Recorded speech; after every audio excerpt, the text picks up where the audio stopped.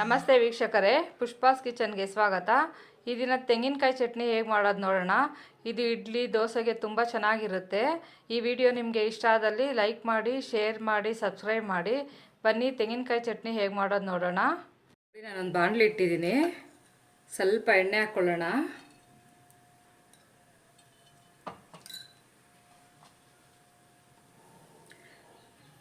ಒಂದು 8 ಹಸಿಮೆಣಸಿನ್ಕಾಯಿನ ಫ್ರೈ ಮಾಡ್ಕೊಬೇಕು.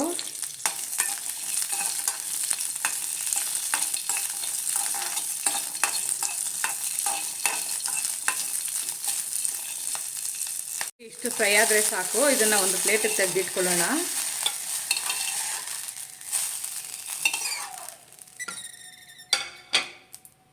ಒಂದು ಜಾರ್ ಇಟ್ಟಿದ್ದೀನಿ.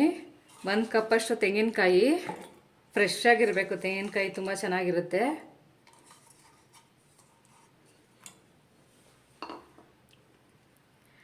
ಅರ್ಧ ಕಪ್ಪಷ್ಟು ಹುರ್ಗಡ್ಲೆ,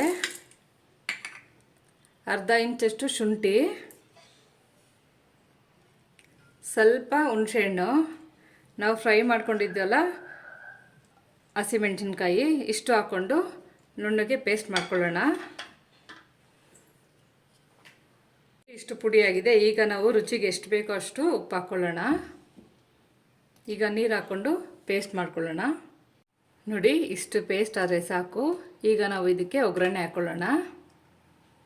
ಬಾಣಲಿ ಇಟ್ಟಿದ್ದೀನಿ, 2 ಟೀ ಸ್ಪೂನಷ್ಟು ಎಣ್ಣೆ,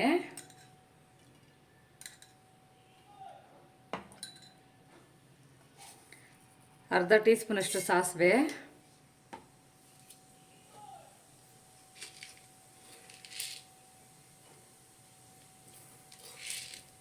ಸಾಸಿವೆ ಸಿಡಿಲಿ.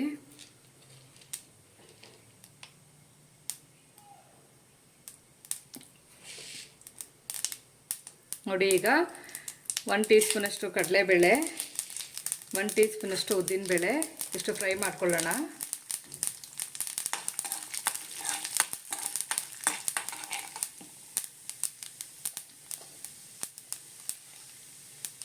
ನೋಡಿ, ಸ್ವಲ್ಪ ಕರಿಬೇವು, 2 ಒಣಗಿದ ಮೆಣಸಿನ್ಕಾಯಿ ಪೀಸ್ ಮಾಡ್ಕೊಂಡಿರೋದು ಇಷ್ಟು ಫ್ರೈ ಮಾಡ್ಕೊಳ್ಳೋಣ. ಸ್ಟವ್ ಆಫ್ ಮಾಡ್ಕೊಳ್ಳೋಣ. ಒಗ್ಗರಣೆ ರೆಡಿಯಾಗಿದೆ. ಇದು ಚಟ್ನಿಗೆ ಹಾಕೋಣ. ನೋಡಿ, ಚಟ್ನಿಗೆ ಒಗ್ಗರಣೆ ಹಾಕ್ಕೊಳ್ಳೋಣ.